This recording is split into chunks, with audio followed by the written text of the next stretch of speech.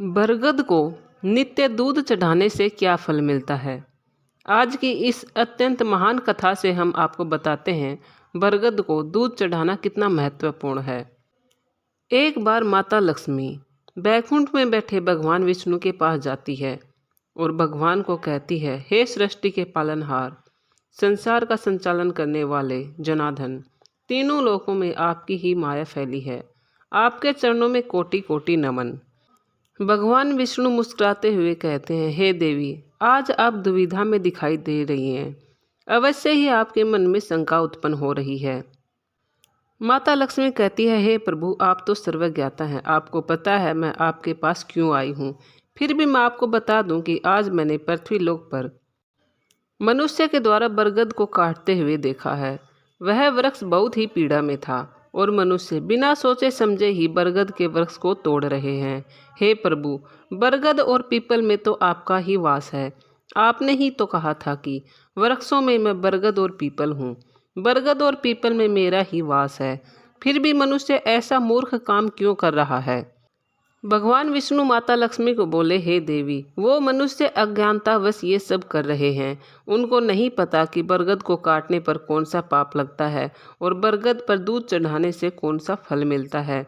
माता लक्ष्मी बोली, क्षमा करना देव, बरगद के लिए इतना विस्तार से तो मुझे भी नहीं पता।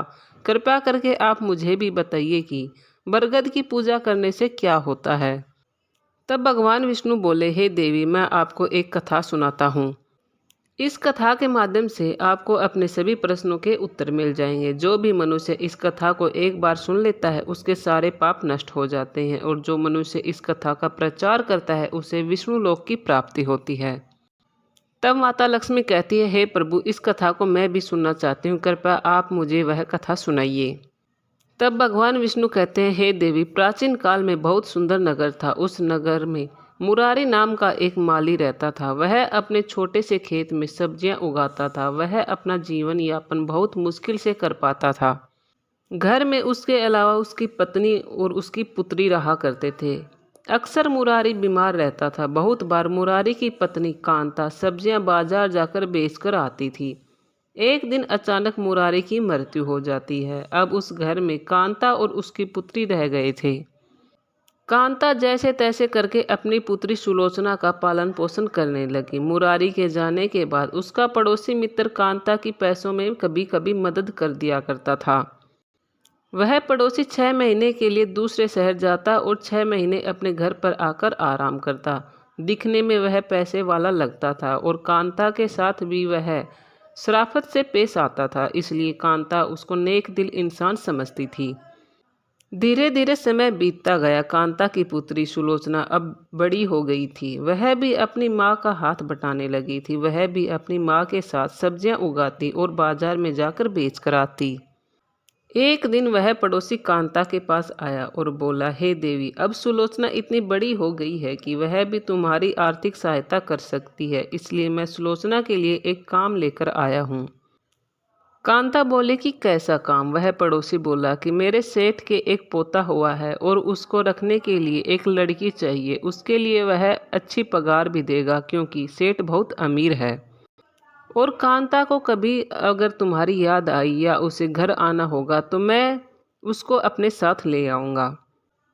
कांता उस पड़ोसी को बहुत अच्छा मानती थी, इसलिए अपनी पुत्री सुलोचना को उस पड़ोसी के साथ काम करने के लिए भेज दिया।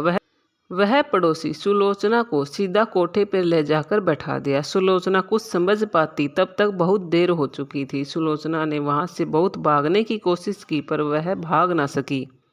अब सुलोचना को वेश्या की जिंदगी जीनी पड़ रही थी। भगवान विष्णु बोले, हे देवी, वेश्या की जिंदगी से बदतर किसी की भी जिंदगी हो सकती है क्या। एक वेश्या को अंधेरे में ही पूरा जीवन बिताना पड़ता है। कुछ वेश्याओं को तो खुली हवा में सांस लेने की भी इजाज़त नहीं होती। बाहर की दुनिया देखने की चाहे कितनी भी इच्छा क्यों ना हो, पर अंधेरे के अलावा उनकी किस्मत में कुछ नहीं होता। वेश्यालय में औरत का सिर्फ जिस्म कैद नहीं होता बल्कि उसकी पूरी जिंदगी पर ही बंदिश लग जाती है।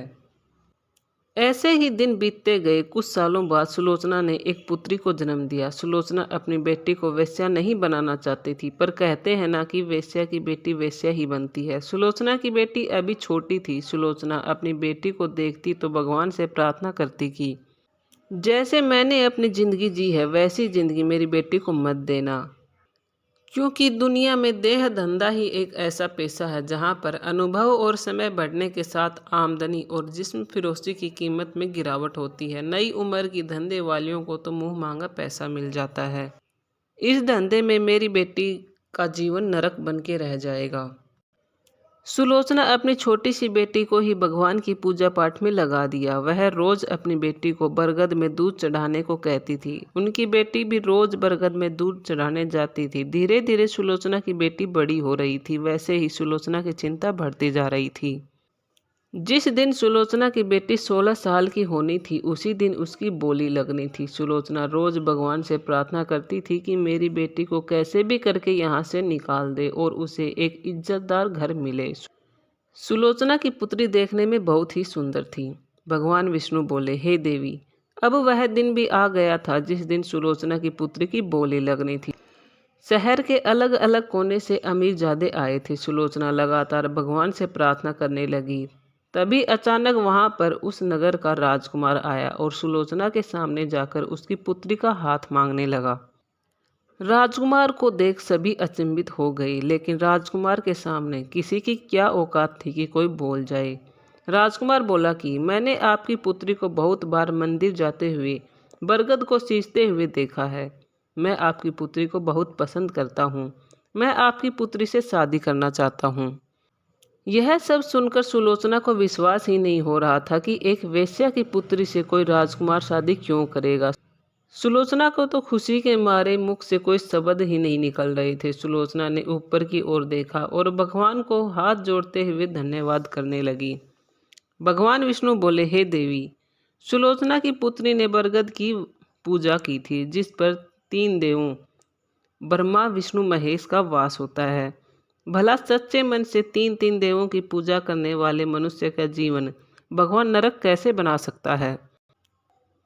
दोस्तों, हिंदू धर्म में बरगद का पेड़ भी पीपल की तरह ही पूजनीय माना जाता है। इसे बहुत ही पवित्र और दैवीय शक्ति से युक्त माना जाता है। धार्मिक मान्यताओं के अनुसार इस वृक्ष में ब्रह्मा विष्णु और महेश रहते हैं। इसी कारण वट सावित्री के दिन सुहागिन महिलाएं पति की लंबी आयु के लिए व्रत रखकर वट वृक्ष की पूजा करती हैं। वहीं ज्योतिष शास्त्र के अनुसार बरगद संबंधी कुछ उपाय करके व्यक्ति हर समस्या से छुटकारा पा सकता है। व्यापार, नौकरी में तरक्की के साथ हर कार्य में सफल हो सकता है। जानिए बरगद संबंधी कौन से उपाय करना होगा शुभ।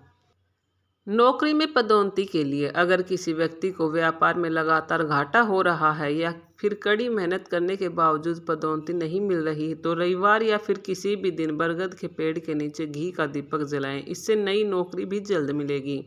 अगर आप चाहते हैं कि व्यापार में दिन दोगुनी रात चौगुनी प्रगति के लिए शनिवार के दिन बरगद के तने में हल्दी और केसर चढ़ाएं। इससे लाभ मिलेगा। बिना किसी वजह से बार बार हर काम में अड़चन आ रही है तो यह कई दोषों के कारण हो सकता है। इस समस्या से छुटकारा पाने के लिए रविवार के दिन बरगद के पेड़ में जल अर्पित करें। इससे आपके हर काम बनने लगेंगे। सफलता पाने के लिए अगर आपके हर काम में असफलता प्राप्त हो रही है तो रविवार के दिन बरगद के पेड़ का एक पत्ता लेकर उसमें अपनी मनोकामना लिख दें। इसके बाद इसे बहते जल में प्रवाहित कर दें। अगर किसी व्यक्ति के ऊपर कोई ऊपरी बाधा है तो अमावस्या के दिन नारियल को एक लाल कपड़े में लपेटकर अपने ऊपर से घुमाकर किसी बरगद में टांग दें। इससे व्यक्ति को लाभ मिलेगा। घर परिवार के सदस्यों के बीच किसी न किसी बात पर विवाद हो ही जाता है तो बरगद के पेड़ के नीचे कपूर और थोड़ा सा लौंग जला दें या फिर नियमित रूप से बरगद के नीचे घी का दीपक जलाएं। ऐसा करने से ग्रह क्लेश से छुटकारा मिल जाता है। परिवार के किसी सदस्य को बेवजह डर लगता है या फिर मानसिक तनाव रहता है तो बरगद के नीचे हनुमान चालीसा का पाठ करने से भय खत्म हो जाता है। साथ ही मानसिक तनाव से भी राहत मिलती है। लंबे समय से बीमार चल रहे व्यक्ति की बीमारी ठीक करने के लिए रात को सोते समय बरगद की जड़ उसके तकिए के नीचे रख दें। इससे व्यक्ति के स्वास्थ्य में धीरे धीरे लाभ होने के योग बनते हैं। घर में नकारात्मक ऊर्जा का वास है तो मंदिर के पास बरगद के पेड़ की टहनी रख लें। इससे घर में सकारात्मक ऊर्जा का संचार होगा। इतना ही नहीं, इसे दुकान या दफ्तर में भी रख सकते हैं, इससे लाभ होगा। बरगद के पेड़ पर सफ़ेद सूत का धागा 11 बार बांधने और जल अर्पित करने से धन के लाभ होने की संभावना बढ़ जाती है। दोस्तों, आपको ये वीडियो कैसा लगा हमें कमेंट में ज़रूर बताएं। अच्छा लगा हो तो लाइक और सब्सक्राइब ज़रूर करना। धन्यवाद।